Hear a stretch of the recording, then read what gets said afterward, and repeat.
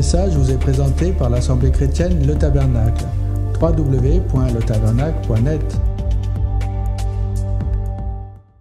Ce matin, je me suis levé et j'étais fatigué. Cette semaine, c'est la dernière semaine avant que nous rentrions notre rapport final, parce que pour ceux qui ne le savent pas, je suis ici pour une formation. Et je suis allé dans le dernier 100 mètres. Et donc, 2 heures du matin, à dormir régulièrement, à se lever très tôt, à passer toute la journée assis, à travailler encore et encore et encore, à rédiger, sur l'ordinateur des heures. Et je disais, Seigneur, je suis fatigué. Aujourd'hui, ce dimanche, je vais venir, je vais faire la louange, je vais m'asseoir et je suis sûr que Hugo a quelque chose à partager avec nous.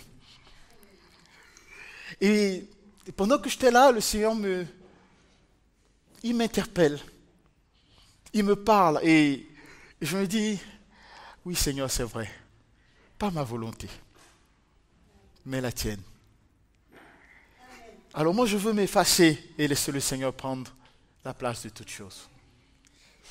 Et c'est bon pour nous quelquefois de savoir que ce n'est pas nous qui faisons les choses. Ce n'est pas nous. C'est le Seigneur qui le fait. Mais au moment où le Seigneur a besoin de nous, il faut que nous soyons là. Et c'est pour ça que, avec mes hésitations, je me suis dit, je vais apporter la parole. Parce que le Seigneur a mis tout le long de la semaine une parole dans mon cœur. Le Seigneur n'a pas arrêté de me parler. Et je voudrais qu'on partage ça ensemble. Des choses simples.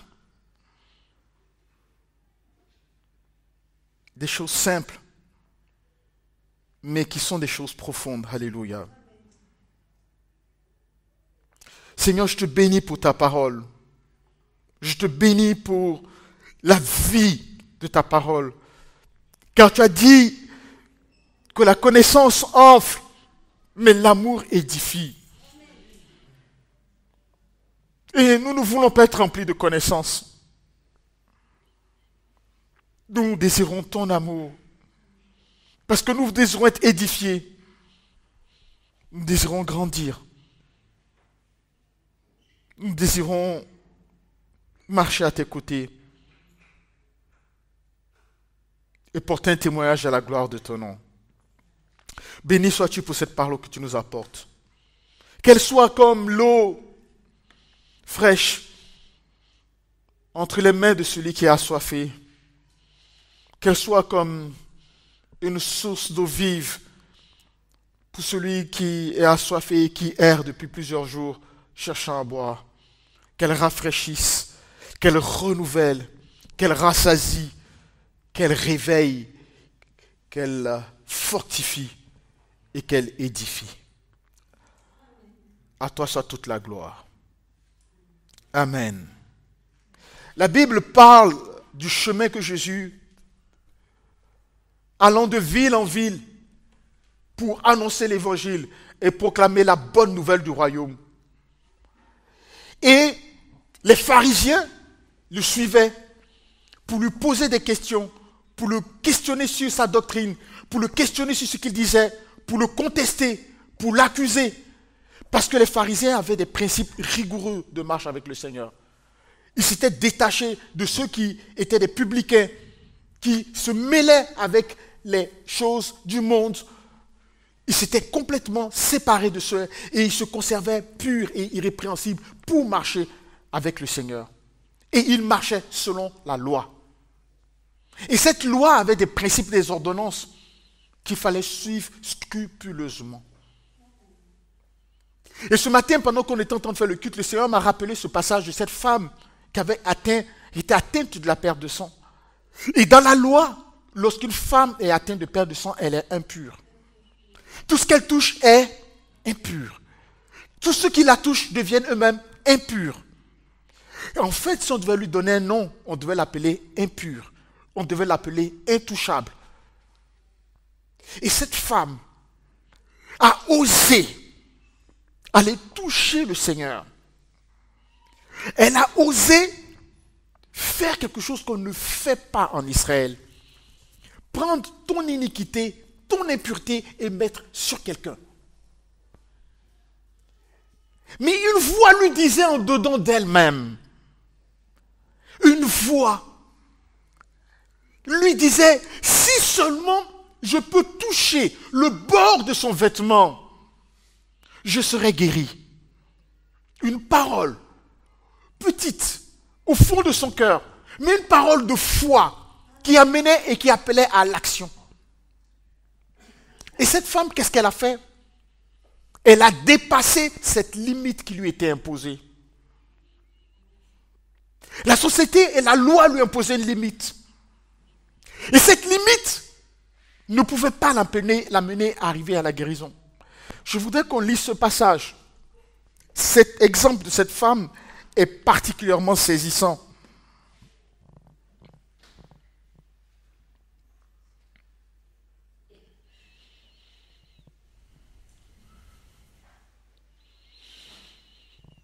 Verset Luc, chapitre 8.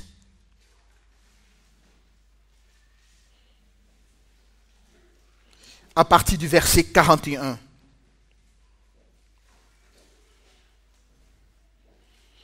Et la Bible dit qu'il y avait un homme qui s'appelait Jairus, qui était chef de synagogue et qui s'est jeté aux pieds de Jésus pour le supplier de venir dans sa maison parce que sa fille était en train de mourir. Et la Bible dit que pendant que Jésus y allait, il était pressé par la foule. Or, il y avait une femme atteinte d'une perte de sang depuis 12 années.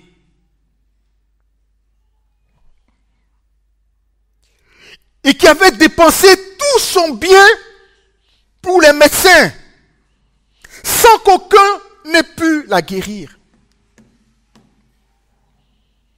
Pendant 12 années, cette femme était malade. Et elle a utilisé toute sa fortune, tout ce qu'elle avait, pour chercher la guérison. Parce que la maladie dont elle souffrait l'excluait de la société. Elle était impure et continuellement impure. Comment vivre comme ça? Alors elle a dépensé tout ce qu'elle pouvait, elle a cherché la guérison auprès des médecins, mais sans solution. Verset 41, elle s'approcha par derrière. Elle se disait dans une version en elle-même, si seulement je pouvais toucher le bord de son vêtement.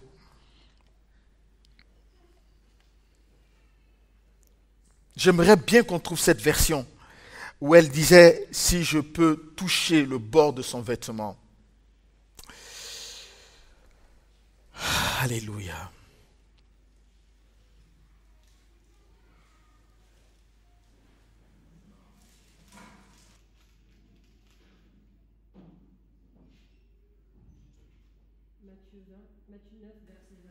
Merci. Matthieu 9, verset 20.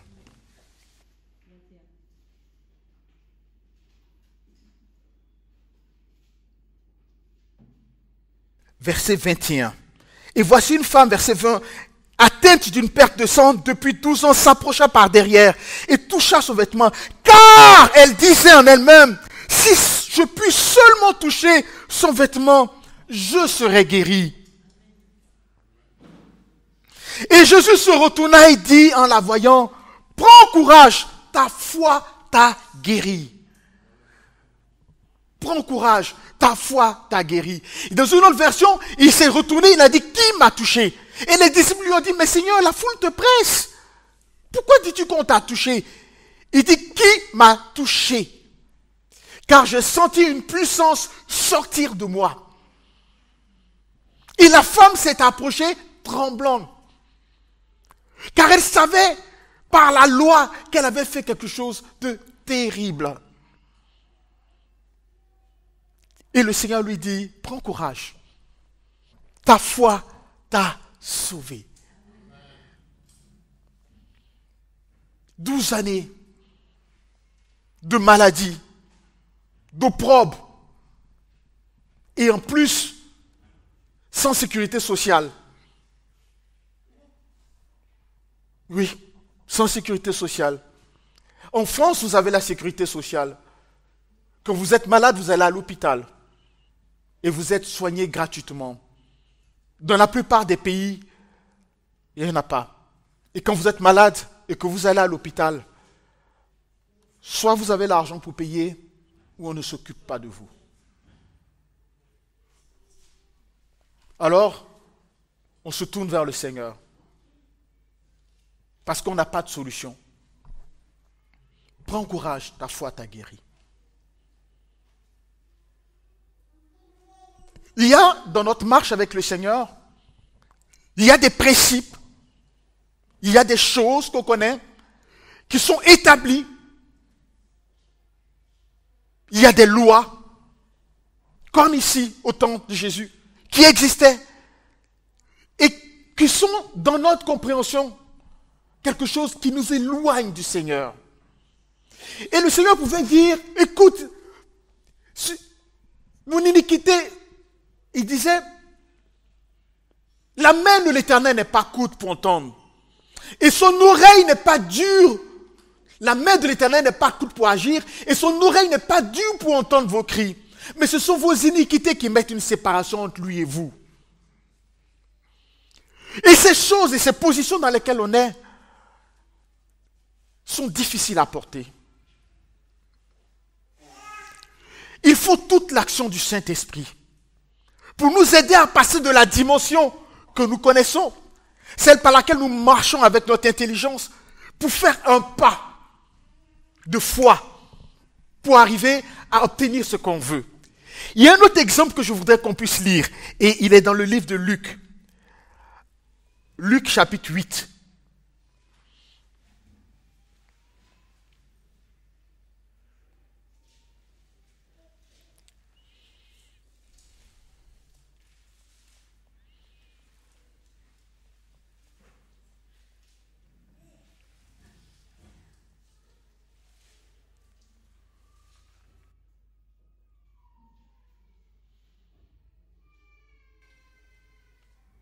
Excusez-moi, je cherche trop la référence.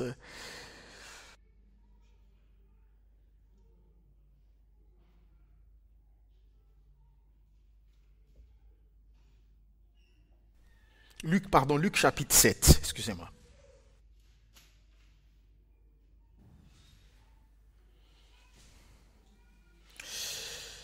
Luc chapitre 7, nous allons lire à partir du verset 36. À partir du verset 36, Jésus a été invité dans la maison d'un pharisien. Et le pharisien pria Jésus de rentrer, de manger avec lui. Et la Bible dit que pendant qu'ils étaient à table, voici une femme vint. Les Écritures nous disent ici que c'est une femme pécheresse. Et voici une femme pécheresse qui se trouvait dans la ville, ayant su qu'il était à table dans la maison, apporta un vase d'albâtre plein de parfums. Et quand on lit les Écritures, il faut les remettre dans leur contexte. Parce que quand on lit souvent machinalement. La Bible qualifie cette femme de femme pécheresse. En quoi cette femme était pécheresse? Parce que son apparence, tout en elle, quand elle est rentrée dans la maison du pharisien, on savait de quel type de femme c'était.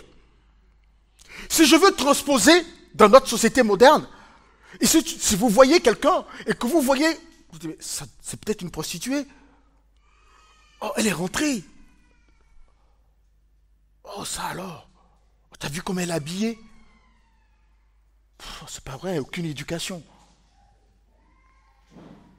Cette femme est rentrée au milieu des gens qui la jugeaient. Elle s'est approchée. Elle avait un vase avec du parfum à l'intérieur. Elle se tint derrière, au pied de Jésus. Elle pleurait. Et bientôt, elle lui mouilla les pieds avec ses larmes. Puis, elle les essuya avec ses cheveux. Elle les baisa. Elle les oignit de parfum. La scène a quelque chose d'assez embarrassant, je dirais. Parce que si on la retransposait dans notre présent, et que vous êtes au milieu, avant invité, après un programme où le Seigneur a fait des choses merveilleuses, il a guéri des malades, et que vous voyez une prostituée rentrer, et que, vous dites, mais oh là là, on était dans la présence du Seigneur, qu'est-ce qu'elle fait celle-là ici? Et puis, elle vient, elle se colle, elle est là, elle pleure aux pieds de Jésus, elle les embrasse, elle prend ses cheveux, enfin, ouais, mais écoute, tu vois qu'on est en train dans la table quand même. C'est pas le moment. Mais la Bible dit que cette femme, je crois que dans son cœur, elle ne voyait pas ce qui était autour. Elle ne faisait pas attention à ce qui était autour. Il y avait quelque chose dans son cœur qui faisait qu'elle a dépassé ce que vous pouvez penser d'elle. Elle a dépassé ce que vous pouvez dire d'elle. Et elle avait juste une chose dans le cœur. Elle avait envie d'exprimer quelque chose. Et ce qu'elle avait envie d'exprimer, les mots ne pouvaient l'exprimer. Les mots ne pouvaient l'exprimer. Et elle pleurait, dit l'Écriture. Elle est venue au pied de Jésus. Elle les a embrassés. Elle a pris ses cheveux, qui dans la tradition hébraïque, les cheveux sont la gloire de la femme. Et elle a pris ses cheveux, elle a essuyé les pieds de Jésus.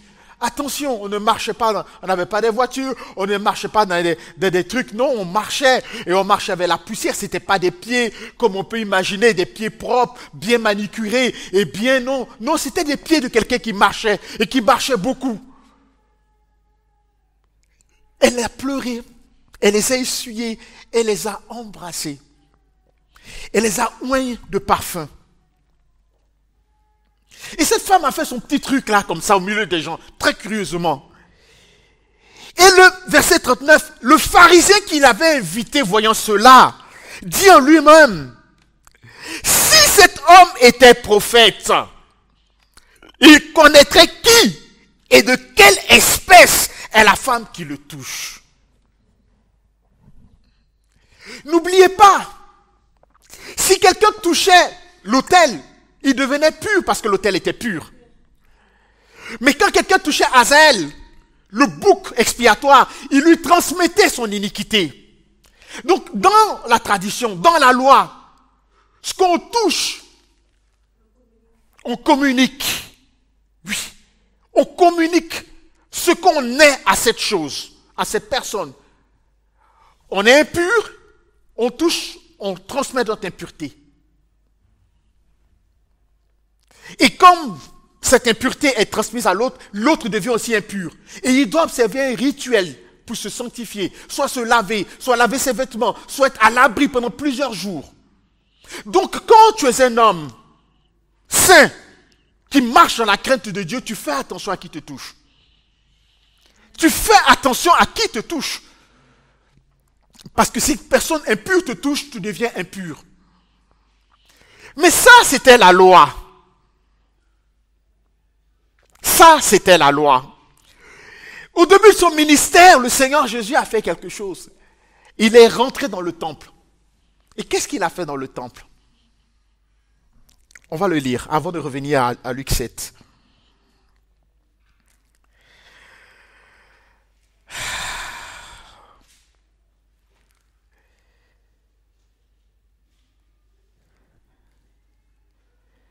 Il est rentré dans le temple et ayant déroulé le rouleau de la loi, il est tombé sur le passage de Ésaïe. Luc, à partir du chapitre 4, verset 8.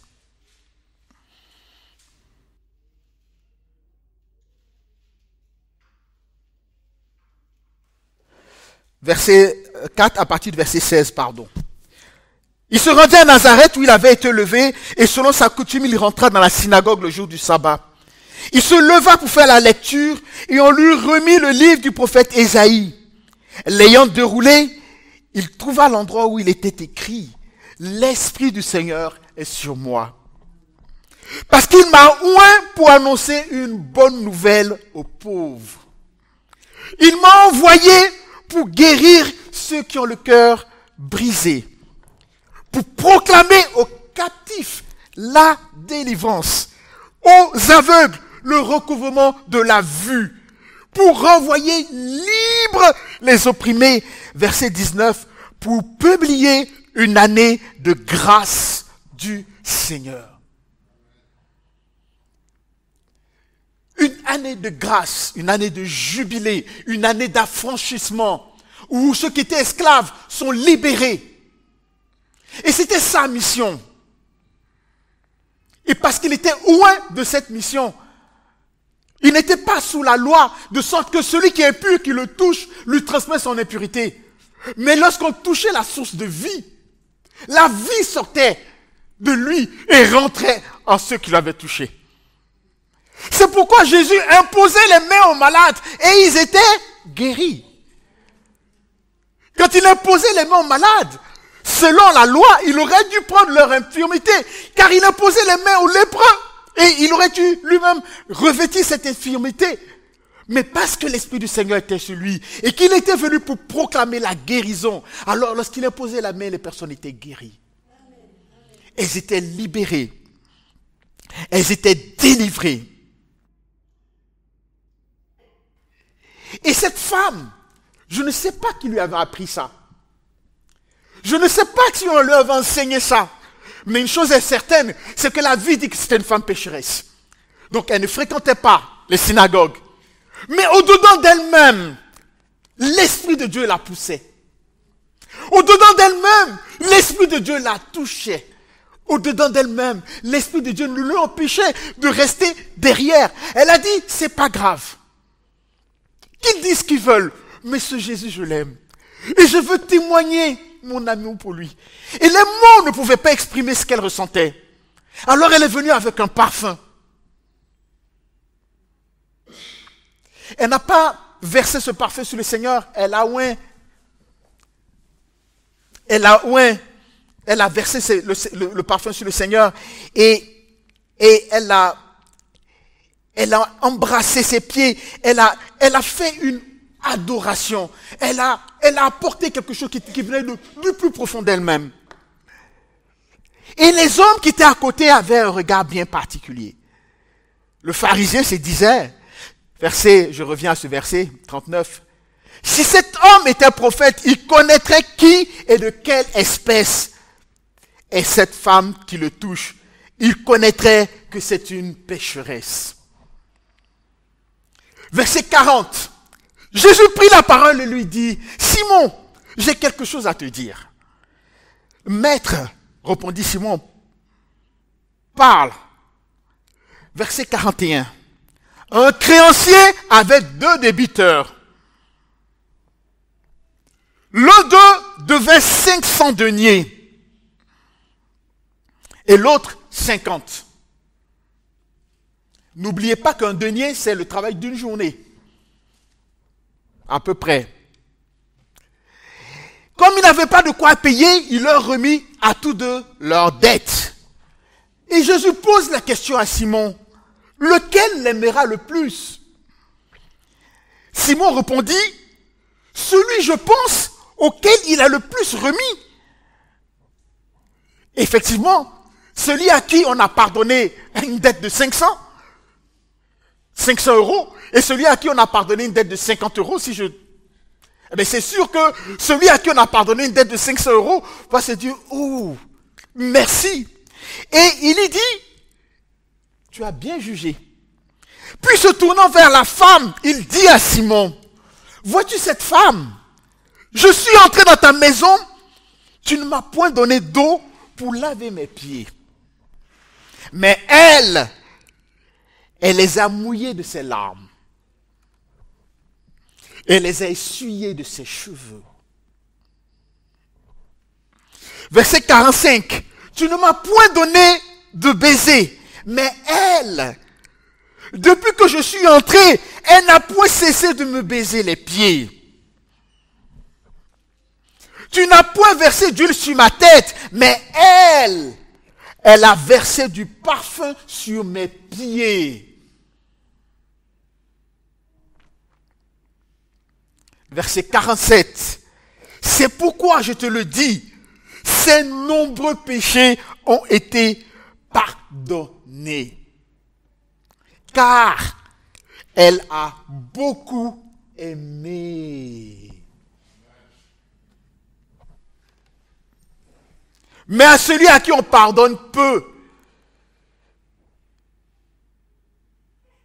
mais celui à qui on pardonne peu aime peu. Et il dit à la femme, tes péchés sont pardonnés. Une analogie, une comparaison du pharisien qui honore Jésus en l'invitant chez lui. Et de cette femme pécheresse qui vient honorer Jésus avec son esprit, ce qu'elle a reçu dans le Saint-Esprit, de l'amour que Dieu a.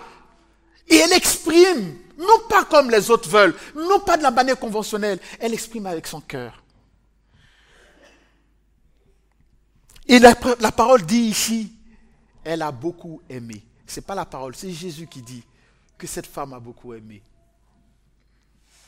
Et il a comparé ce que faisait Simon, le pharisien, avec ce qu'a fait cette femme. Et le Seigneur dit, quand je pèse vos deux actions, tu m'as invité à manger chez toi, dans ta demeure et tout. Tu ne m'as point donné d'eau pour me laver les pieds, ce qui est une tradition chez les Juifs. Elle a mouillé mes pieds avec ses larmes et elle les a essuyés avec ses cheveux. Tu ne m'as pas donné de baiser, mais depuis que je suis arrivé, elle ne cesse de donner des baisers à mes pieds.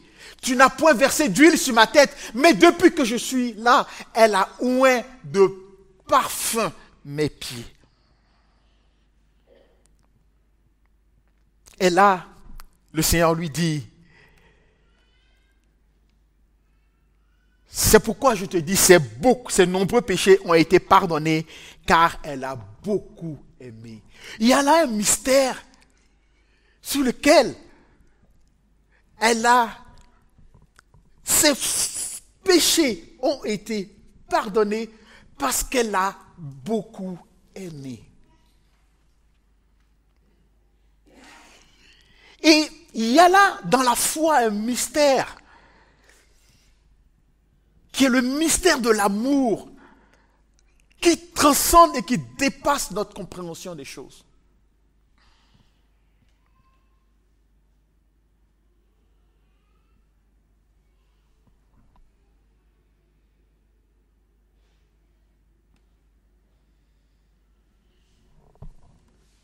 Aimer. Aimer. La force de l'amour dépasse bien souvent un long discours, une longue prédication, même bien menée, même bien agencée, même bien dosée avec tous les versets qu'il faut. L'amour, qui souvent n'a pas besoin qu'on ouvre la bouche. Parce qu'elle n'a pas ouvert la bouche, cette femme. Elle n'a pas ouvert la bouche. Elle n'a rien dit. Elle n'a pas dit, Seigneur, je t'aime. Elle a exprimé ce qu'elle ressentait.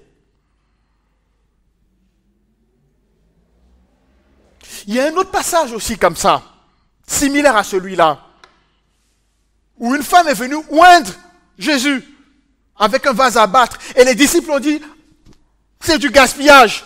Ça coûte 300 deniers. On aurait pu le vendre et donner aux pauvres. Il lui a dit, pourquoi le faites-vous? Pourquoi attristez-vous cette femme? Voici, c'est pour ma sépulture qu'elle le fait. Et on se souviendra de ce qu'elle a fait. On se souviendra de l'amour que tu as porté. On se souviendra de l'amour que tu as donné. Il y a une chose dans le livre des Actes qui marquait. On va le lire ensemble. Parce que lorsque le réveil a éclaté à Jérusalem, il y a une caractéristique qui était commune et dont on rendait témoignage les disciples.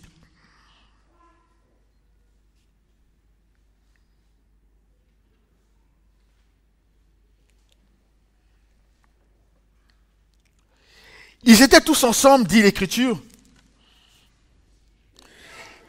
et ils demeuraient ensemble, mais avec quelque chose qui marquait vraiment leur union.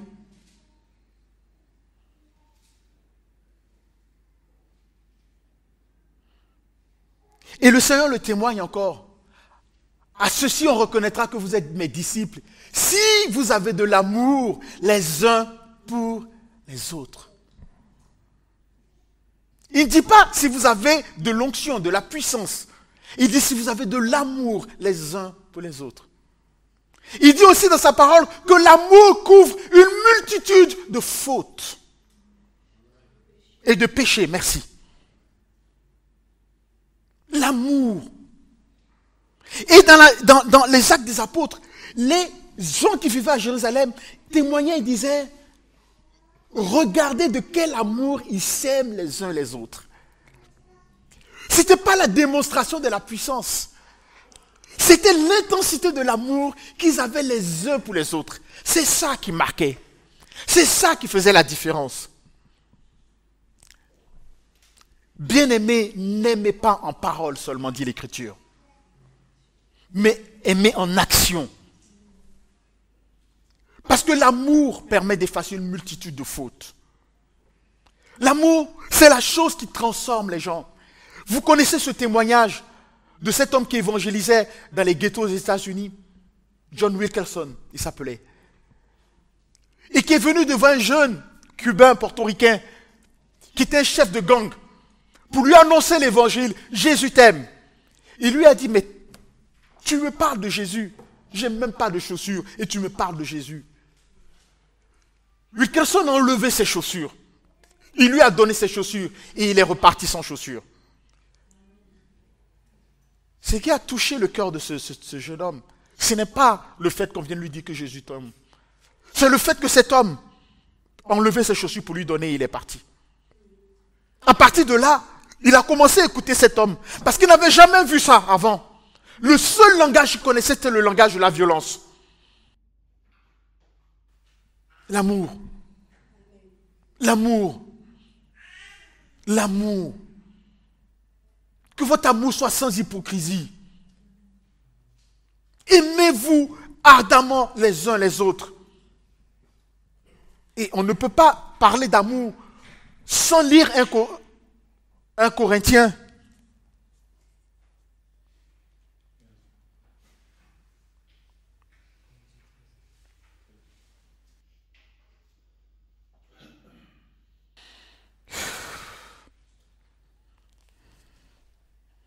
Je crois que c'est 1 Corinthiens 13.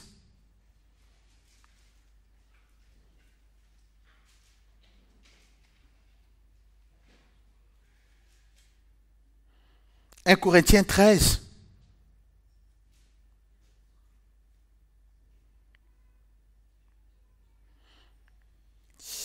Et on connaît 1 Corinthiens 13 qui parle de l'amour. Mais avant de lire 1 Corinthiens 13, parce que n'oubliez pas que la Bible n'avait pas été écrite avec des chapitres et des versets, mais ces chapitres et ces versets ont été mis pour nous aider à nous retrouver dans le texte, il est bon de lire ce qui est écrit juste avant.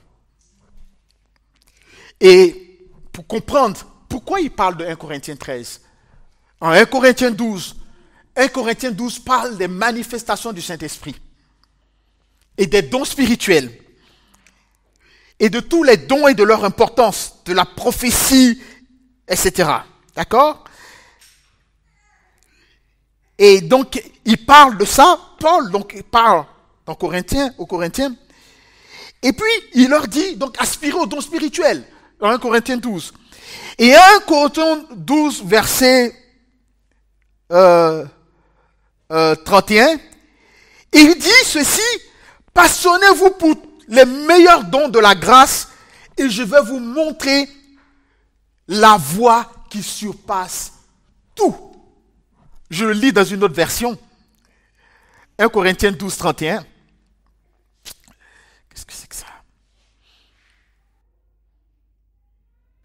Dans une autre version, c'est écrit: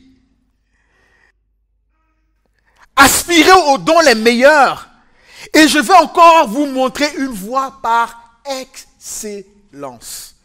Et la suite de ça, c'est 1 Corinthiens 13, qui dit: quand je parlerai la langue des hommes et des anges, don de parole, don de prophétie, parole de sagesse, don d'interprétation des langues, quand je parlerai la langue des hommes et des anges, si je n'ai pas l'amour, je suis un airain qui résonne, je suis une cymbale, comme la cymbale ce matin qui joue.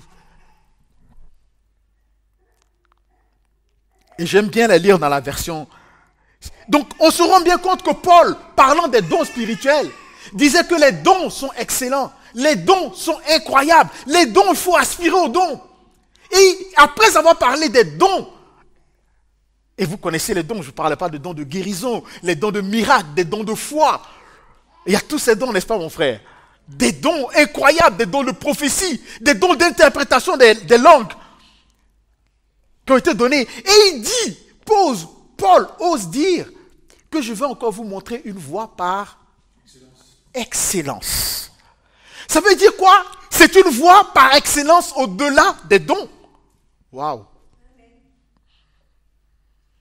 Une voie par excellence.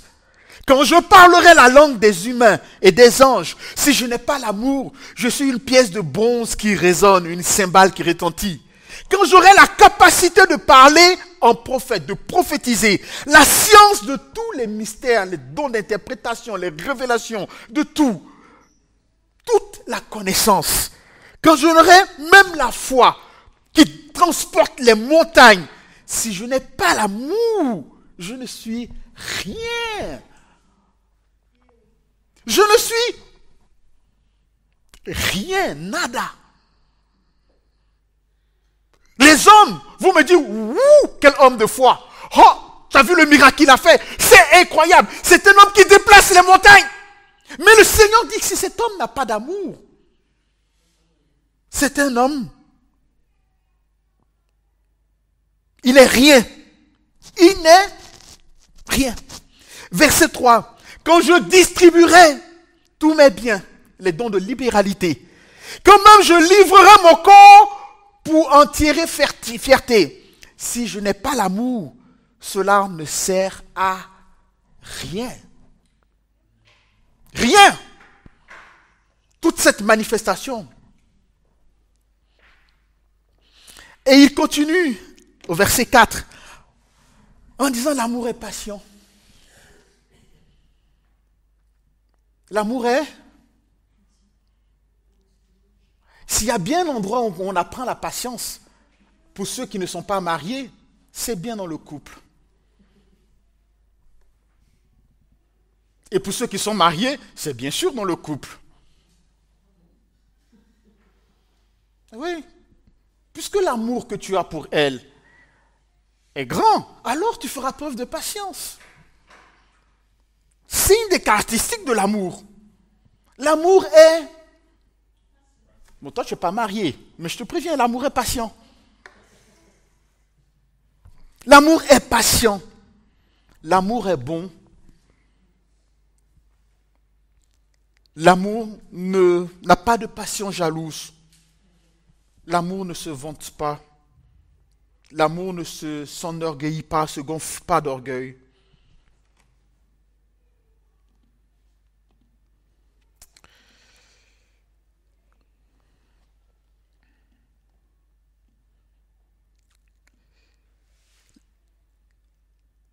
L'amour ne fait rien de malhonnête. L'amour ne cherche pas son intérêt. L'amour ne s'irrite point. L'amour ne soupçonne pas le mal. L'amour ne se réjouit pas de l'injustice. Elle se réjouit de la vérité. L'amour excuse quoi? Tout. L'amour fait quoi? L'amour excuse... Non. L'amour excuse... Julien? Non, je n'ai pas entendu. C'est timide. L'amour excuse tout. Est-ce que dans ce tout-là, c'est ce qu'elle avait fait, la personne avait fait tout juste à l'instant alors qu'elle m'avait dit qu'elle n'allait plus reprendre. Elle vient de le refaire à nouveau. Non, mais là, elle me cherche. Elle me cherche là, grave. Non. L'amour fait quoi? Excuse tout. Tout. Tout.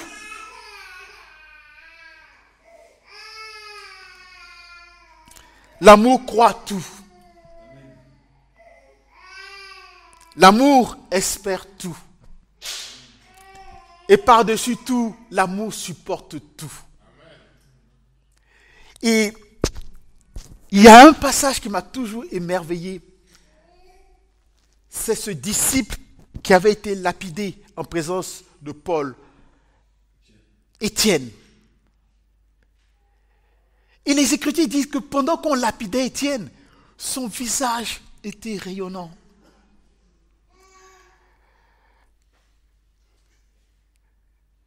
Le cœur d'Étienne était tellement rempli d'amour. La gloire de Dieu s'est ouverte. Il voyait le ciel ouvert. Et son cœur débordait d'amour au point où il regardait ceux qui le lapidaient en se disant, ils ne savent pas ce qu'ils font. Seigneur, pardonne-leur. L'amour supporte tout. Et quand sur nous c'est difficile de supporter, c'est parce que notre amour n'a pas souvent atteint le niveau qu'il doit atteindre. Ou, je dirais, c'est parce que nous n'avons pas été assez remplis de celui qui est la source de l'amour. Parce que cet amour dont on parle ne vient pas de nous. Cet amour dont on parle ne peut pas sortir de nous. Parce que notre corps, il est attaché aux choses de la chair. Mais lui, lorsqu'il te remplit, alors ça s'exprime en toi. Et il continue en disant, l'amour ne périt jamais. Les prophéties prendront fin. Les langues et la connaissance disparaîtra. Car nous connaissons en partie et nous prophétisons en partie. Mais quand ce qui est parfait sera venu, ce qui est partiel disparaîtra. Et il dit que lorsque j'étais enfant, je parlais comme un enfant, je pensais comme un enfant. Et je raisonnais comme un enfant. Mais maintenant que je suis devenu un homme, je fais disparaître ce qui était de l'enfant. Aujourd'hui, nous voyons au moyen d'un miroir de manière obscure. Mais alors, nous verrons face à face. Aujourd'hui, je connais en partie, mais je connaîtrai comme j'ai été connu. 1 Corinthiens 13. Maintenant donc, 3 choses demeurent. La foi, l'espérance, l'amour. Mais la plus grande de ces choses, c'est l'amour. La plus grande. On a besoin de foi quand on est sur la terre. On a besoin de foi quand on est sur la terre. Comme cette femme. On a besoin de la foi. On a besoin d'espérance quand on est sur cette terre. Parce que nous espérons après le salut. Nous soupirons après le salut. Nous espérons dans la délivrance. Nous espérons. Mais l'amour, ici, comme là-bas, nous serons dans son amour. Et cet amour ne prendra pas fin. L'amour transforme. L'amour change. L'amour, ce n'est pas simplement dire j'aime, mais c'est agir dans l'amour. C'est avoir la force d'aller pardonner quand même on croit qu'on a raison. Oui. Eh oui. Même quand on croit qu'on a raison. Parce que le simple fait de savoir que l'autre, il sent que moi, il a quelque chose, il est blessé, il dit que je fais quelque chose. Je ne me reconnais pas dedans, mais par amour pour lui, je peux aller dire, pardon.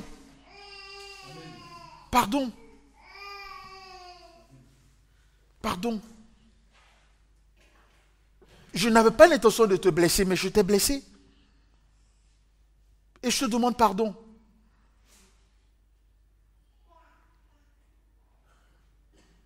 S'abaisser pour aimer les autres. C'est un ciment fort. C'est quelque chose qui est incroyable, qui ramène les cœurs des gens. Je veux lire ce témoignage-là sur une brochure. C'était une personne qui était dans un village et qui était devenu chrétien. Et dans le village, à cause de ça, on avait vraiment exclu cette personne. On avait complètement mise de côté. Et elle faisait l'objet de vraiment de beaucoup de persécutions. Et son voisin à côté était parmi ces personnes-là qui persécutaient. Et surtout parce que c'est Jésus et tout ça, on n'en voulait pas. Et il y a eu un incendie dans la maison de son voisin. Et celui qu'on accusait, celui qu'on insultait, celui qu'on repoussait, est venu aider à éteindre le feu, au point même d'en être brûlé. Et celui a dit, mais tu sais tout ce que je pense de toi. Tu sais tout ce que j'ai fait pour toi, contre toi, pardon. Et pourtant, lorsque ma maison a commencé à brûler, c'est toi qui es venu. C'est toi qui es venu m'aider. C'est toi qui es venu jusqu'à te faire brûler. Comment c'est possible? Comment tu peux faire quelque chose comme ça? À ce moment, l'évangile est facile à prêcher. Jésus. C'est Jésus. Mais ce ne sont pas des mots. Et ce qui s'est passé, c'est que la famille à côté s'est convertie. Vous savez ce qui s'est passé dans Actes des Apôtres? Lorsque Paul est allé dans cette ville, je crois que c'était à Philippe, et qu'il annonçait l'évangile, et qu'il y a une femme qui s'est mise à crier devant d'eux. Ces hommes sont des envoyés de Dieu. Ils vous annoncent la voie du salut. Et pendant plusieurs jours, elle criait comme ça devant eux. C'était une chose vraie, mais elle avait un esprit de python, par lequel elle faisait de la divination. Paul, excédé, s'est tourné vers dire, au nom du Seigneur, sors d'elle.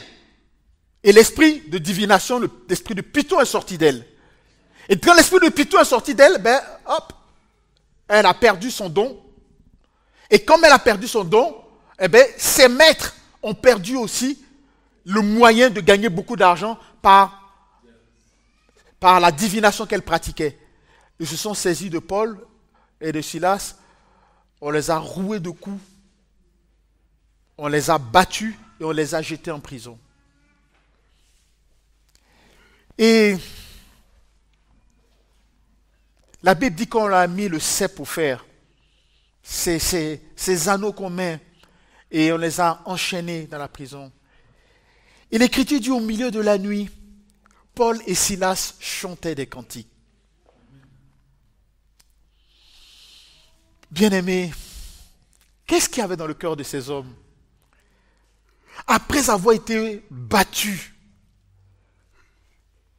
ils pouvaient se lever au milieu de la nuit pour chanter des cantiques. Et les prisonniers les entendaient, dit l'Écriture. Ils témoignaient de quoi? De la bonté de Dieu. Ils chantaient la fidélité de Dieu.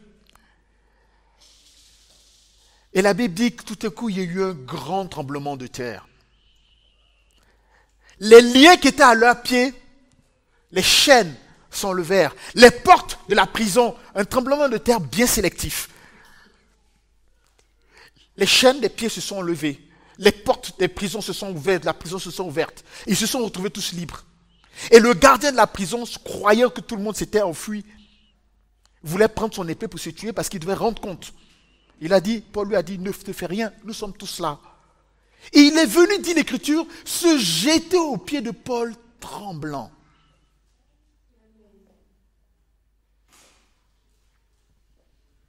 Et Paul leur a annoncé l'évangile. Et cette nuit-là, cet homme a pris Paul de la prison, il l'a envoyé. Et quelque chose qui m'a marqué, la Bible dit qu'il a soigné leurs plaies. Et j'ai compris que quand ils étaient dans la géole, c'était des plaies qui n'avaient pas été soignées. On les avait battus, on les avait jetés comme des malfaiteurs. mais l'amour de Dieu qui était dans leur cœur. L'amour pour les frères, l'amour pour tous ceux qui étaient là, leur ont permis, même dans cette situation difficile, de pouvoir élever la voix et chanter des cantiques. Regardez comment on est prompt à chanter quand tout va bien. Alléluia, alléluia, ah, j'ai la joie dans le cœur, j'ai la joie dans le cœur. Le Seigneur a fait un miracle. Allez, Babette, viens, on va chanter. Et quand ça ne va pas du tout, quand ça ne va pas du tout, rien ne va, tu te lèves, oh non, mais Seigneur, non, moi je ne comprends pas ma vie. Depuis que je donnais ma vie au Seigneur, rien ne va. Non, et tu continues. C'est là que tu devais lever ta voix pour faire ta louange. Vous savez, l'amour nous amène à une dimension incroyable. L'amour nous permet de surpasser des choses qu'on ne connaît pas. Et le Seigneur dit lui-même dans sa parole, à ceux-ci, on reconnaîtra que vous êtes mes disciples. Si vous avez de l'amour, les uns, pas pour le Seigneur. Parce que il y a ce passage, très bien, on va le lire, c'est dans le livre de Pierre. Comment peux-tu dire que tu aimes quelque chose que tu ne vois pas?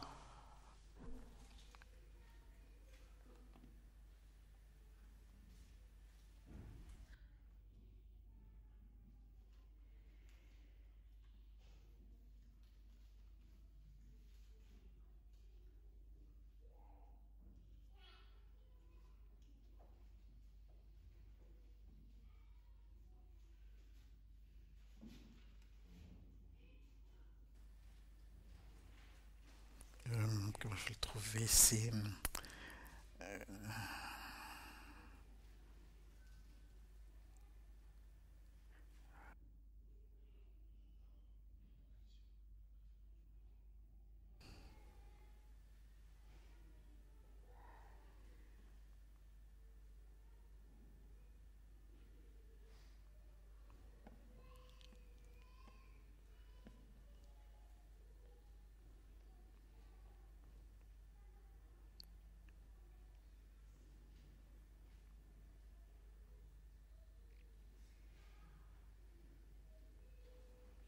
Alors, je vais le trouver.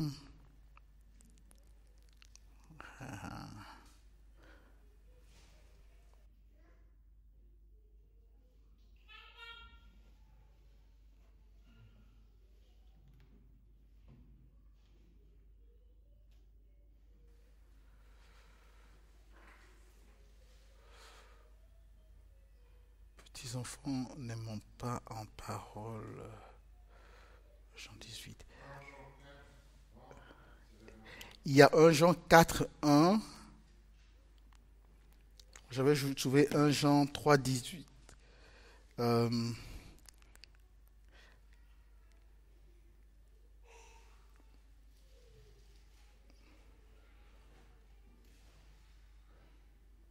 Je lis à partir de 1 Jean 3.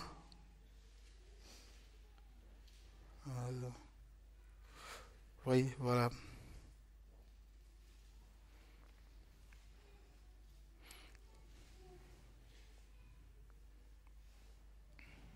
Verset à partir 1 Jean 3 à partir du verset 11. Le message que nous avons entendu de lui dès le commencement, c'est aimons-nous les uns les autres.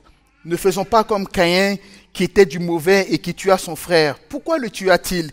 Parce que ses œuvres étaient mauvaises et que celles de son frère étaient justes. Ne vous étonnez pas que le frère, si le monde vous déteste, nous savons que nous sommes passés de la mort à la vie parce que nous aimons les frères. Celui qui n'aime pas demeure dans la mort. Quiconque déteste son frère est homicide. Et vous savez qu'aucun homicide n'a la vie éternelle demeurant en lui. À ceci, nous connaissons l'amour, c'est que lui s'est défait de sa vie pour nous. Nous aussi, nous devons nous défaire de notre vie pour les frères. Et il continue, verset 18, « Mes petits enfants, n'aiment pas en parole avec la langue, mais en œuvre et en vérité. » Voilà.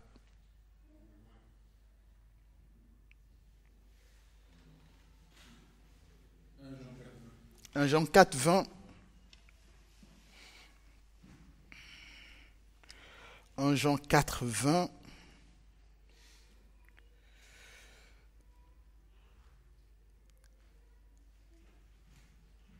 Je vais même lire un peu plus encore.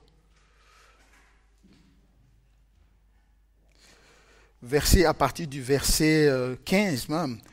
Celui qui reconnaît que Jésus est le Fils de Dieu. Excusez-moi, je vais prendre cette version. 1 Jean 4 à partir du verset 15. Même à partir du verset 7. Tout le livre de Bien-aimés, aimons-nous les uns les autres, car l'amour est de Dieu. Et quiconque aime est né de Dieu et connaît Dieu. Celui qui n'aime pas n'a pas reconnu Dieu, car Dieu est amour. Et il continue après en disant, voilà, c'est bien ce passage, c'est bien ça. Et cet amour, alors il disait donc, je continue à partir du verset 9, l'amour de Dieu a été manifesté envers nous en ce que Dieu nous a envoyé son Fils, unique dans le monde, afin que nous vivions par lui. Et cet amour consiste non point en ce que nous avons aimé Dieu, mais en ce qu'il nous a aimés et a envoyé son Fils comme victime expiatoire pour nos péchés. Bien-aimés, si Dieu nous a ainsi aimés, nous devons aussi nous aimer les uns les autres. Personne n'a jamais vu Dieu. Si nous nous aimons les uns les autres, Dieu demeure en nous et son amour est parfait en nous. Personne n'a jamais vu Dieu, mais si nous nous aimons les uns les autres, Dieu demeure en nous et son amour est parfait en nous. Et nous connaissons que nous demeurons en lui et qu'il demeure en nous en ce qu'il nous a donné son esprit. Et nous avons vu et nous attestons que le Père a envoyé le Fils comme le Sauveur du monde. Et celui qui confessera que Jésus est le Fils de Dieu, Dieu demeure en lui et lui en Dieu. Et nous avons connu l'amour parce que l'amour que Dieu a pour nous et nous y avons cru. Dieu est amour et celui qui demeure dans l'amour demeure en Dieu. Et Dieu demeure en lui. Et il continue à partir jusqu'au verset 20. Si quelqu'un dit « j'aime Dieu » et qu'il haït son frère, c'est un menteur. Car celui qui n'aime pas son frère et qu'il voit, comment peut-il aimer Dieu qu'il ne voit pas? Et nous avons de lui ce commencement, que celui qui aime Dieu aime aussi son frère. On va s'arrêter là aujourd'hui. Et ces paroles nous appellent à l'action. Comment je manifeste mon amour pour le frère, pour une sœur? Comment j'exprime cet amour? L'amour, quelqu'un disait, ce n'est pas un sentiment. Ah, l'amour n'est pas un sentiment. Parce que le Seigneur a dit, tu aimeras. C'est un commandement. Il a dit, tu aimeras l'Éternel ton Dieu. Tu aimeras ton ennemi. On ne peut pas, si c'est un sentiment, éprouver de l'amour pour notre ennemi. On ne peut pas. Ça ne peut pas venir de ton cœur. C'est un commandement. Et comment ce commandement tu le mets en pratique? Tu commences à réfléchir, qu'est-ce que tu ferais pour quelqu'un que tu aimes selon tes sentiments? Ah, celui-là, j'adore cette personne, je serais prêt à faire ci, ça pour lui. Très bien. Tout ce que tu veux faire pour cette personne que tu adores, que tu aimes, pour qui tu as des sentiments, eh bien, va le faire pour cette personne pour qui tu n'as pas de sentiments. Et tu exprimes vis-à-vis de cette personne, ça ne vient pas de ton cœur, tu obéis au Seigneur. Tu exprimes vis-à-vis de cette personne ce que ta chair aurait exprimé vers quelqu'un qui aime. Parce que le Seigneur dit, si vous rendez aux autres le bien qu'ils vous rendent, à quoi cela sert-il? À quoi cela vous sert-il? Mais donnez à ceux qui ne peuvent vous donner. Alors tu vas donner ça à la personne que tu sens au plus profond de toi que tu détestes. Et que tu n'aimes pas, et que tu ne supportes pas. Tu dis, Seigneur, je veux faire ta volonté. Voilà, ça, c'est quelque chose que j'aime, et c'est précieux. Et tu te prépares à ce qu'elle ne te dise pas, « Ah, je t'attendais !» Non. Tu te prépares à ce qu'elle te dise, « Ah ouais, mais t'as traîné, hein. Depuis tout le temps que je te parlais, tu faisais le dur. Ah, tu faisais l'orgueilleuse, là, maintenant t'es arrivé, là, te voilà, là, t'es minable. Oui, accepte ça. Ayez les sentiments qui étaient en Jésus. Accepte de t'abaisser. Accepte pour le Seigneur qu'on te dise des choses comme ça. Tu comprendras pourquoi les disciples sont allés annoncer l'évangile et on les a roués de coups. Et la Bible dit qu'ils sont ressortis tous joyeux d'avoir été jugés dignes, d'avoir des coups pour Jésus.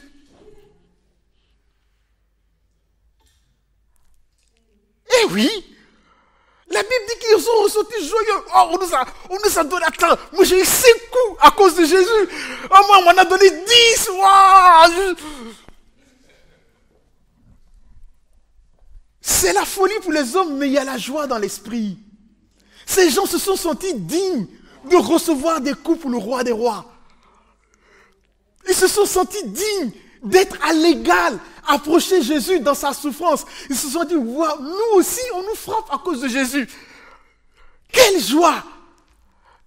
Mais vous comprenez avec moi que c'est difficile à comprendre avec l'intelligence. Il y a quelque chose dans la vie spirituelle qui est profond. C'est intérieur. Sinon, personne ne peut éprouver de la joie parce qu'il a reçu des coups. Non, ce n'est pas possible. Mais la Bible dit, ils ressortirent joyeux parce qu'ils avaient été jugés dignes de recevoir des coups pour le nom de Jésus. Alors quand tu iras avec ton cadeau pour exprimer l'amour vers la personne que tu détestes le plus, à qui tu ne parles pas du tout, alors pour rien du tout, celle-là, je lui adresserai la parole. Lève-toi, va. Prends un cadeau qui te plaît. Attention, qui a de la valeur à tes yeux. Et tu vas lui donner. Et tu te prépares. Tu ne le fais pas pour toi, pour le Seigneur. Seigneur, tu as dit d'obéir, j'obéis. Tu dis, je dois te parler, je peux venir te voir. Ah, j'ai pas le temps. Non, mais s'il te plaît, juste donne-moi une minute, ça va pas être long. Ah non, je ne veux pas te voir. Alors si elle ne veut pas te voir, c'est pas grave. Tu peux écrire. Je t'ai envoyé ce cadeau. Ne dis surtout pas parce que je t'aime. Ah non, non, non, non. J'ai juste pensé à toi ce matin. Je me suis dit que ça te ferait plaisir. Je t'ai envoyé des chocolats. Bonne journée.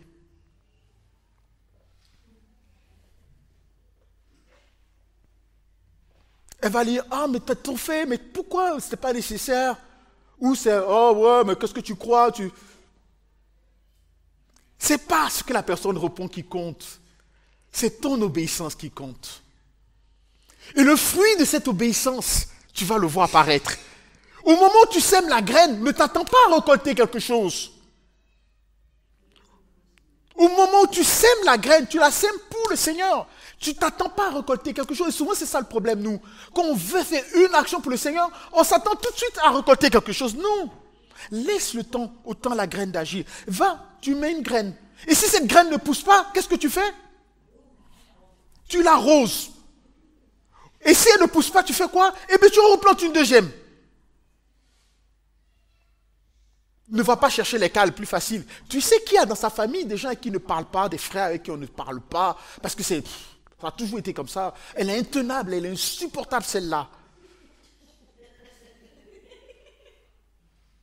Mais commence. Chaque jour, prends ça comme ton fardeau. Seigneur, qu'est-ce que je dois faire aujourd'hui pour lui faire plaisir? Qu'est-ce que je peux faire aujourd'hui pour qu'elle sente qu'elle est aimée? Qu'est-ce que je peux faire aujourd'hui pour lui témoigner tout ton amour? Et tu vas, tu fais. Elle va dire, mais attends, qu'est-ce que tu cherches toi? Tu crois que tu vas débarquer dans ma vie comme ça aujourd'hui? Et puis là, je vais me coucher. Tu dis non, rien du tout. J'ai juste pensé à toi.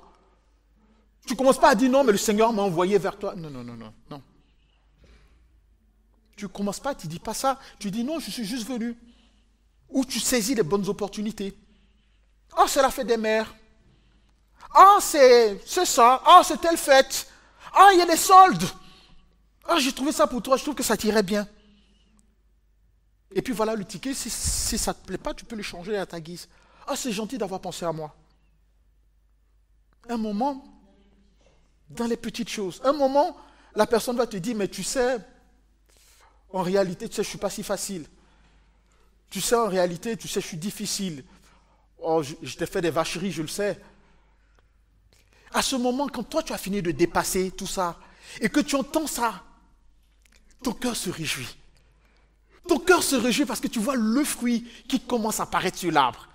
Comme au printemps, quand vous voyez déjà les arbres commencer à fleurir, vous ne mangez pas déjà le fruit, mais il y a la promesse qu'il y aura du fruit. Il faut que nous aimons en action. Et c'est un commandement, il faut aimer. Alors tu prends et tu continues. Mais chaque fois tu verras, quand tu auras fini de faire ça, au-dedans de ton cœur, la joie qui va t'animer. Et tu ne comprends pas d'où vient cette joie, mais une joie incroyable qui te remplit et qui fait que ta journée ne repose pas sur ce qui se passe, mais sur ce qui est dedans. Et pendant que les autres sont tristes, toi tu as ça. Et le matin tu te réveilles et tu envoies un message. Comment tu vas aujourd'hui? Tu sais, hier quand tu es passé, ça m'a fait du bien. Ça fait longtemps qu'on n'a pas pensé à moi comme ça. Tu sais, je me sentais seul. Si tu as le temps, est-ce que tu peux passer? Rappelle-toi qu'il y a quelques jours, vous ne vous parliez pas du tout. Que vous vous détestez très bien. Et là, tu repars. Et encore avec de la bienveillance, avec de l'amour. À un moment, la personne même va te dire, tu sais, tu as changé. Et quand je te vois, il y a quelque chose dans ta vie. J'aimerais être comme toi. Là, la table est dressée pour parler de Jésus. Le témoignage a déjà fait le travail. La personne a déjà un cœur ouvert. Et le Seigneur, à cause de ton obéissance, commence à faire le travail. L'amour couvre une multitude de fautes. L'amour. Mais il faut le mettre en pratique. Il faut oser aller vers les personnes. Ça peut être un collègue. Oh, il est terrible ce gars. Un patron. Je me rappelle bien. Ma femme avait un patron. Il était terrible ce monsieur. On avait le droit de voyager en avion parce qu'on était membre de la compagnie. Donc on venait et on enregistre tous les passagers et après vous, on vous prend. Et moi je suis venu, il m'a regardé, il m'a reconnu comme étant le... Il n'aimait pas trop mon épouse. Et ce qu'il a fait, il a pris tous les autres passagers. Moi il m'a dit, il n'y a pas de place, on ne vous prend pas. Et ceux qui ont été pris, qui sont montés à bord, quand ils ont vu qu'il y avait de la place, ils se sont dit, qu'est-ce qui va nous arriver? Est-ce qu'on va arriver à bon port? Parce que lui, on l'a refoulé. Et ils ont compris que j'avais été refoulé. Et moi, je l'ai su après. Et vous savez, au plus profond de moi-même, je me suis dit, c'est pas bien grave. Le Seigneur avait besoin de moi ici en France. Et moi, j'avais besoin de rentrer, donc le Seigneur m'a fait refouler, c'est une bonne chose. Je sais pourquoi le Seigneur l'a fait. Mais cet homme, j'ai tout fait pour trouver un calendrier avec des versets bibliques chaque jour. Et je suis allé faire le guet. À là où il sort, parce que je peux aller dans son bureau, il ne va jamais me recevoir. Pour guetter quand il sortirait. Et comme j'allais chercher mon épouse, je voyais que son nom il sortait à 7 heures. Et quand un jour je l'ai vu qu'il était là, il attendait son chauffeur. Oh, le Seigneur l'avait livré entre mes mains. Alors je suis venu vers lui, bonjour monsieur, comment allez-vous, tout ça, et tout. Et bien, écoutez, c'est la nouvelle année, je vais vous offrir ce calendrier avec des versets bibliques et tout. Il m'a dit, ah ouais, mais c'est gentil ça, mais c'est gentil. Et il a pris, il ne peut pas refuser. C'est fait poliment, Et moi je suis parti. J'étais tellement content parce que j'ai surmonté ma crainte. J'ai surmonté le sentiment de haine que je pouvais avoir lui. J'ai surmonté. Et puis j'ai vu que quand j'ai voulu le faire, le Seigneur a permis que je puisse le faire. Oui, j'étais content. J'étais content comme tout. Et aujourd'hui, même en parlant, je suis content encore. Et il y a des joies comme ça que le Seigneur nous donne.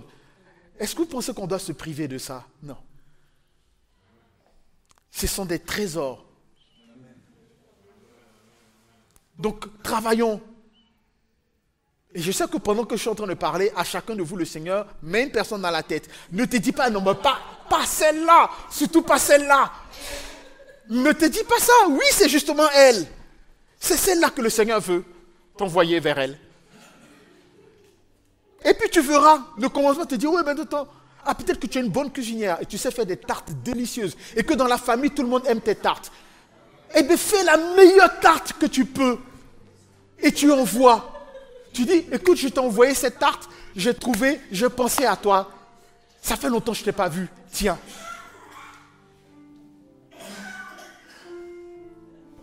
Aimons-nous. Ça règle beaucoup de choses. Ce message vous a été présenté par l'Assemblée chrétienne Le Tabernacle. www.letabernacle.net